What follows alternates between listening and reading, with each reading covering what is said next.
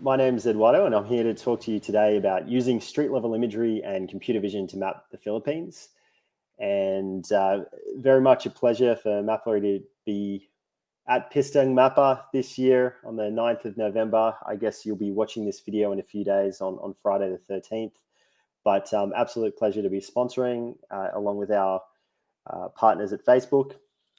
And I think this will be really useful for a lot of people who are new to Mapillary, who haven't heard of Mapillary before, but hopefully also useful to those that have used Mapillary, but maybe haven't heard some of the latest things that we've been working on. So I've tried to make this presentation useful for both people new to Mapillary and those that have been using Mapillary for a while now.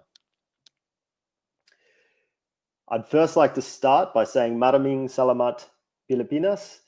I think the Philippines community has been one of the most exciting mapping communities around the world over the last few years. They've been contributing a lot to Mapillary as well. So I thank you very much for the images you've contributed and the way you've been using Mapillary throughout the Philippines and everywhere from Cebu to Manila and Palawan, all kinds of places and for a variety of different tasks. So I thank you very much for that. And we really look forward to continuing to work with you on anything from humanitarian mapping to mapping cycling infrastructure to working out how we can use computer vision to map fire hydrants, all kinds of things. But it's always a pleasure to work with the Philippines. And this is just a small glance at some of the projects that people have been doing, from Humanitarian in the top right with Dan B. Joseph contributing imagery to people contributing through verification projects. This is one that Erwin organized to map fire hydrants, but very much a lot of action in the Philippines in various places over the last few years. In terms of what we'll be covering today, I want to start by looking at what Mapillary is, so giving that high-level introduction into why you might be interested in capturing street-level imagery. Then we're going to walk through capturing with Mapillary. So how do you contribute images via the mobile apps and via dedicated cameras? Next, we'll be looking at mapping with Mapillary, so how you can actually take the images that you've contributed and use them to improve OpenStreetMap. We'll then look at some helpful resources that I think are really a must go to for anyone who's trying to get the most out of Mapillary. And then lastly, just some of the avenues in which you can connect with us. So what is Mapillary? We like to describe Mapillary as a collaborative platform for street-level imagery. And this means that anyone can contribute from anywhere at any time using all kinds of cameras, whether they're an individual contributing or a larger organization, whether they're contributing for their own work or they're doing it just for fun. We really encourage everyone to contribute and to upload imagery to the same platform. And that way we can benefit from each other's imagery, and very much in the same vein as collaboration is useful in OpenStreetMap and in projects like Wikipedia.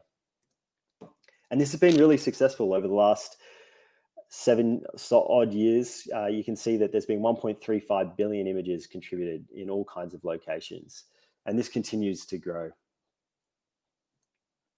The second aspect to Mapillary is that it's a snapshot of the world at any given point in time. So if you're capturing imagery, keep in mind that you're basically showing the world at that point in time.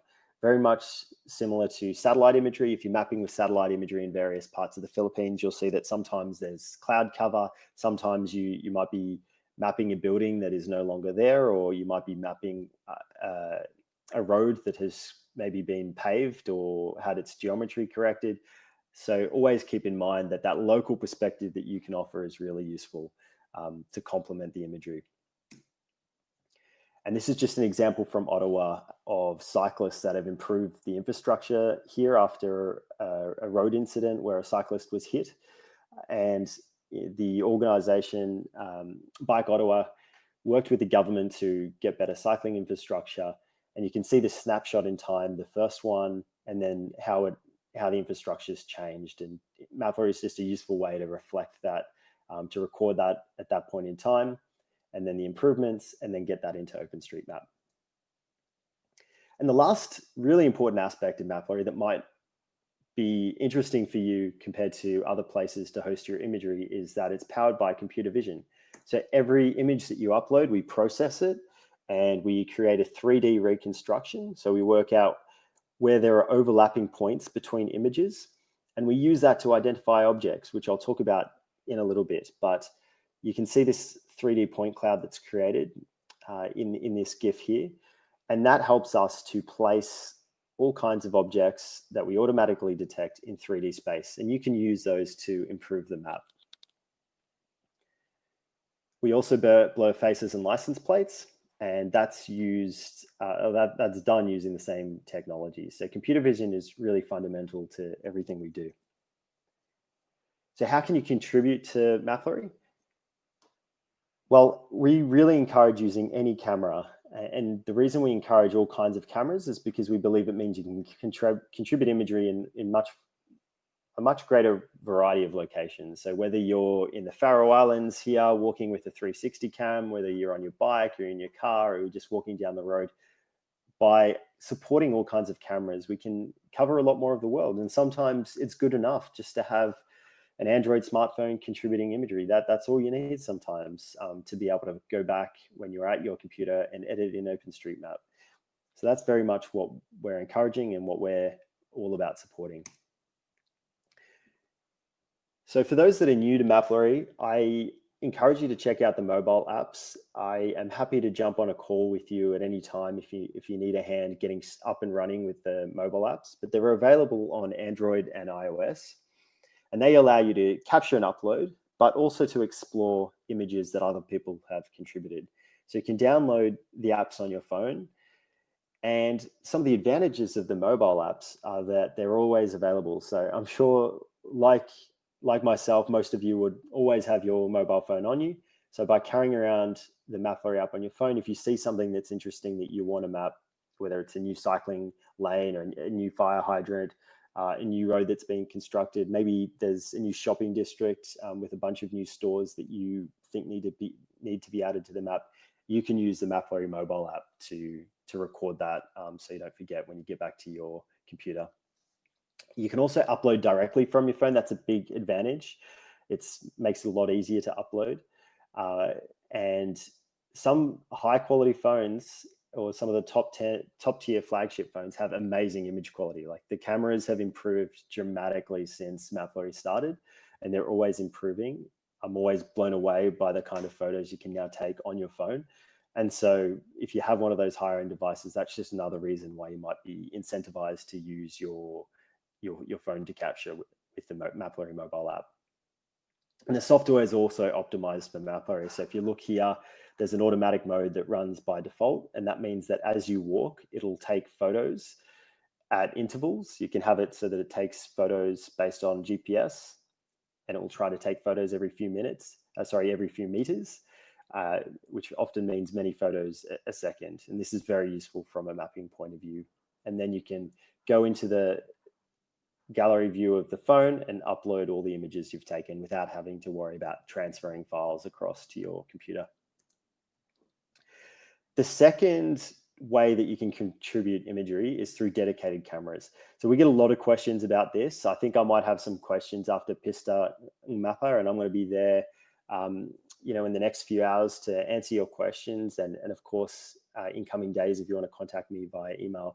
But dedicated cameras are great in addition to your smartphone, because they're often more versatile than a smartphone. They're tougher. You can mount them in more places. You can put them on the front of the car like this. You can put them on your bicycle. You wouldn't want to do that with your phone. You'd probably get pretty worried. And so that's a huge advantage of having a dedicated camera if you have it available. One key requirement is that you record GPS in some way. A lot of these devices, in fact, all the ones I show here have GPS embedded, but some dash cams do not, for example, and some lower end action cams do not. You can still use them, but then you probably need to use your phone to record GPS externally. We have a lot of documentation on how to use these cameras, and I'd love to walk through it with you in a call if you're interested. And I can also point you to some resources where we tell you how to use these cameras to greater effect. A lot of them have high quality images, and they can also capture at high frame rates. So for example, the dash cam here, that captures up to 60 frames per second, far more than you need for mapping, but you can really just use the software to tailor it to whatever you need. And it just ensures that if you're driving at high speed down the highway, you're not missing anything from a mapping point of view. You're not missing traffic signs. You're not missing maybe the exit sign. That is a really important addition to the map. Some people are really interested in 360 images because this is really what you imagine when you think of street level imagery. You think of that Google Street View type experience where you get that whole panorama, and consumer grade cameras have come an enormous way in terms of the quality of the image, how easy they are to use. And the latest is that we're recommending is the GoPro Max. So that's what you see here, the GoPro Max 360 cam. It stitches on device. So it's got two cameras, one here, and use Mapillary software, which I'll show you in a moment, to upload those images to your account online at Mapillary. This one here is the GoPro Hero 9 Black. So the Hero 9 Black and the Hero 8 Black and the Hero 7 Black, they all have GPS embedded, and they have what's called time-lapse photo mode. And this is a really good mode because you can have it that it takes a photo every 0.5 seconds. So in other words, 2 photos every second. And this is excellent for street level imagery. It's recording the GPS into every single photo, and then you can just drag and drop those into our upload tool, and they'll appear in your account. Same goes for the dash cam. This is a Blackview dash cam that we support. We have more information on that in our blog and on our help pages. But if you are driving a lot, let's say you drive to work a lot, this could be a good option for you, because then you don't need to worry about attaching it to the front of your car or on top of the roof. It just sits in your windshield and will be capturing always. Another benefit of the dedicated cameras is larger storage. You don't want to run out of imagery capacity or storage capacity on your phone, but with these kind of cameras, you can just quickly swap out an SD card, which makes things a lot easier. You can also do the same with batteries. So for example, the GoPro, when I'm traveling, I often have two to three batteries available. They're quite affordable nowadays. And so if the battery runs out after 1 to 2 hours capture, you can just switch the battery and continue to capture.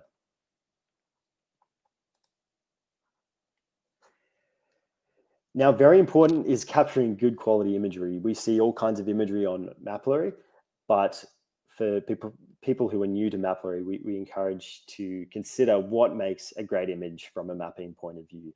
And so here are 7 tips that I'll walk through. The first is to keep the camera level with the horizon. So in landscape mode, as you see here in this bottom GIF, up the top as well, it's fairly level with the horizon. And this just makes it a lot easier to see everything in the image. You're not capturing too much of the road. You're not capturing too much of the sky. Generally, unless you're mapping tall buildings or something, this is the best way to go. You're keeping the camera consistent during your capture. So choose a consistent direction. Most people are doing front facing, but you might be mapping shops. If you're mapping the shops on the side here, you'd want to have the camera angled maybe 45 degrees to the right or 270 degrees to the left. It doesn't matter which direction you choose, but just make sure you're consistent. And that means that it's facing that direction relative to your direction of travel throughout the sequence. And if you want to change the direction of travel, just stop the sequence and start a new sequence. And a sequence is what we call a series of images. So rather than just taking one image, we take multiple images and they form a sequence. So keeping it consistent, tip number 2. 3, removing obstructions where possible. This is taken from a vehicle. You can see there's nothing blocking the image. There's no windshield glare. There's no mount obscuring the image. There's no dashboard obscuring the image. So the whole image is utilized and the computer vision algorithms can pick up more objects in the scene. This is really helpful. Sometimes it's very hard to avoid obstructions, but try your best when you're setting up your camera to remove anything blocking the image. Utilize automatic mode, which I mentioned before, which will take images at a very frequent interval. This will ensure a lot of overlap between photos.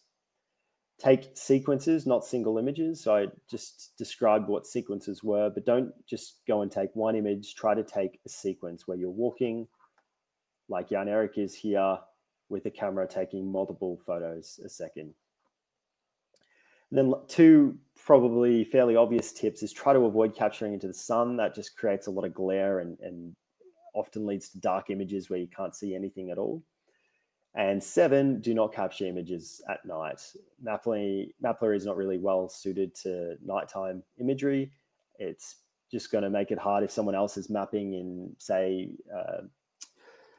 Cebu and is trying to find a useful image. It frustrates them if they're on OpenStreetMap and seeing only nighttime images. So try to avoid doing that as well. Now you've captured imagery and you're ready to upload it. We have two main tools now that we encourage for upload purposes. The first is what most people use, and that's the desktop uploader. You can download it on Windows or Mac OS. And this allows you to drag and drop images, anything from images you've captured with your GoPro to maybe your Blackview, if you have a Blackview dash cam, which is supported, but drag and drop experience with images as long as they're geotagged. And you can upload them to your account or to an organization that you're a part of.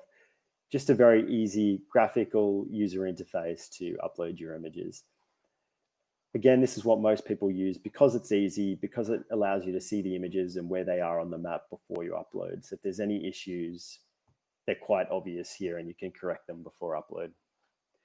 The second tool is Mapillary Tools. Now, this is a command line suite of tools, and you can access it on GitHub. Again, if you're interested in this, we can link to it. I also have some links further on in this presentation to some of these more dev-centric tools. But this is a great tool, series of scripts if you want to maybe change the compass angle of your images, if you want to manipulate them by editing the distance between sequences or images and cutting sequences if there's a large gap between images. There's all kinds of stuff that you can do here to customize your uploads and really have more granularity in the way you upload. It's also supporting more cameras because of the fact that you can upload video here, all kinds of video. You can take a GPS file and link it to video. So you have a lot of options when you're using Mapillary tools. So it's a very powerful upload tool, supports many camera types. And one thing that it does that the desktop uploader doesn't do is it supports Linux. So if you are on Linux, you might be using this. If you're on Linux and you're not comfortable with the command line tools, just reach out to me and I'll see if there's other solutions. So we also have a web-based uploader, which we're starting to phase out. But if you're using that and you're on Linux, please do let me know so we can see how we might be able to support you in future. So we've talked about capturing imagery. Now, in the last few minutes, I'd like to talk about mapping with Mapillary. To view the images you've uploaded, you can go to mapillary.com/app, and this is our web interface. You'll be able to click on the map. You'll see a large map, and you'll see green lines with dots, which is where images have been taken. And if it's a 360 image, you'll see this enlarged circle around the dot. And that means it's a 360 image. You can click on it, it'll open up this viewer, and you can swap between the map view and the image viewer. You can use these to navigate between any images nearby, these arrows here. You can see who's taken the image and the date. There's a quality score, which I'll speak to in a moment. And you can use these arrows up here to navigate just this sequence. So key distinguishment, or I guess a key point to distinguish here is that if you click these arrows, it's going to take you to any nearby image. But if you click these, it's only going to take you to images in this sequence. And this sequence is highlighted here. I think most of you, though, will hopefully be using the imagery in OpenStreetMap. So here's just a road that I've looked at in Cebu earlier today. I access this by going to the map data layer in OpenStreetMap's ID editor. I toggled Mapillary images, which shows me the images that people have contributed in this area. Often takes a moment to load. And then I also loaded the other layer, which is for traffic signs. And so I can see one traffic sign identified here. The series of images is going around the corner, but it has picked up this 40-kilometer-hour sign in the distance. So I can click on this road, and it wasn't added previously, and I can see that this speed limit applies to this way here in OpenStreetMap, and I can add that in. I could also add surface type, whether there's a bridge or not, all kinds of features that you can identify from the image itself. The second aspect to the Mapillary plugin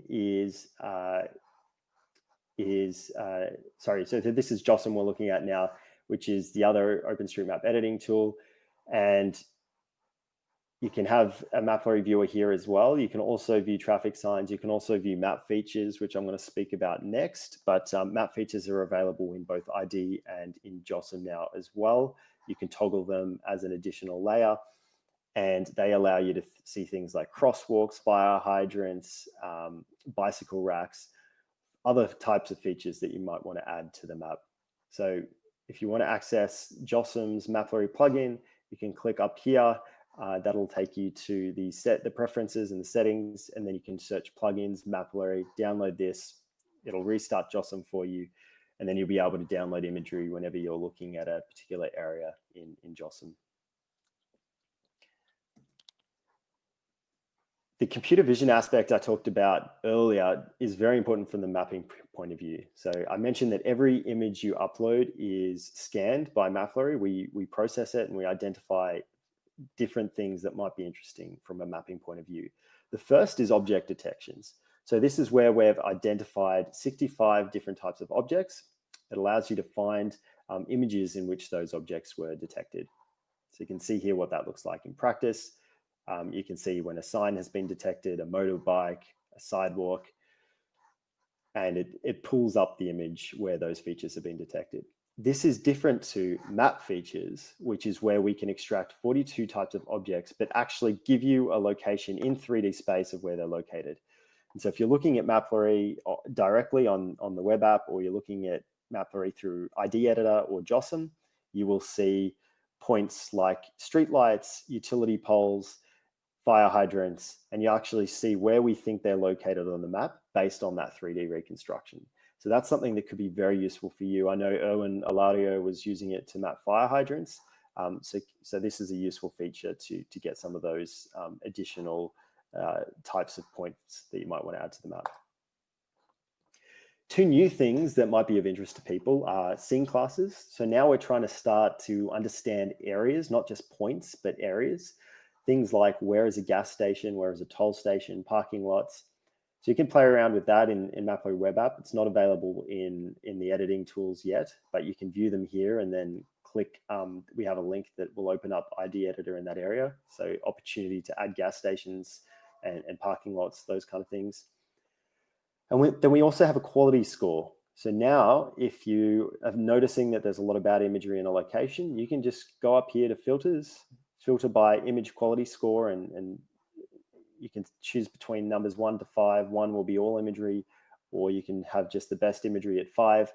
And that will hopefully mean that you're getting rid of some of the blurrier imagery, some of the nighttime imagery, some of the imagery where there's rain on the windshield, and just really make your mapping process a bit easier. And eventually we'll look to put this into some of our external tools like the API and some of the map editing tools. So the last aspect of computer vision I'd like to mention is just verification projects. You might see some of the map features that I mentioned earlier could vary in quality, particularly if it's something like a fire hydrant, which looks different in different countries. And this is where you can create what's known as a verification project, where you can, similar to those captures that you've seen, confirm for the computer whether or not that detection is correct. So here on the left was one that came up. We think this is a fire hydrant. It clearly isn't. So you can play a game where you reject that detection. And if it's a correct one, you can confirm it. Unfortunately, I think fire hydrants in the Philippines seems to be performing quite badly. So we need a lot of community input to improve this. And what happens is you play this game, we will improve our algorithms once we have a chance to reprocess all the images in this area and make sure that we're better at identifying fire hydrants. It also allows you to remove false detections. So if there are fire hydrants appearing and you've removed it by playing this game, we can then give you the corrected downloads so that you can play around with these fire hydrant locations in a GeoJSON or shapefile. So as we wrap it up, I'd just like to point you to some useful information. We have our help pages, which is all kinds of different topics related to Mapillary. Great place to start. You can search for a topic. There's also some popular topics just below here if you go to help.mapillary.com. We have our blog where we update on all the new features we're working on. We have a forum as well. We will make this presentation available with all these links. The forum is a great place to learn from the community. The community has come up with so many good ways to utilize cameras, recommendations about how to mount to different kinds of situations, how to get the most out of the Python scripts, all kinds of topics, interesting places that they've been. So really recommend the forum and Facebook group as well, which is a great place to share what you're working on and maybe ask people for questions. We also have mapillary.com/developer. If you are a developer or you're looking at using Mapillary in an external site, you can access our API. You can download map features through the API. You can download information like the scoreboard of who's contributed in a certain location. We also have an image viewer, which is called the JS viewer. So if you've captured imagery and you want to show it on a website that you're developing, you can use our viewer to do that. You can use our map tiles to show where imagery has been contributed and show that on your own web map. And then we also have an iOS and Android SDK if you want to, maybe you're making another application with a very specific purpose, but you want to capture imagery and upload it to Mapillary. That's where these SDKs are useful. And I'm very happy to talk about all of this with you on a one-on-one call. I am very interested to hear, what are you mapping? Where are you mapping? Why are you mapping? And how can we help you? We've worked a lot with the Philippines, and I'd love to continue working with the Philippines. So please do connect with us and let us know what it is that you're looking forward to in 2021 and how we can support your mapping efforts.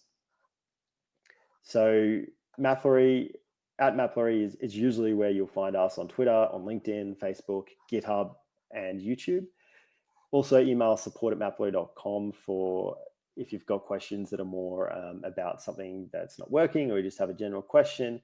If you have a project that you're doing and you'd like support for that project, you're welcome to connect with me directly. I'm on Twitter and LinkedIn as well as GitHub, and you can find my personal email here as well.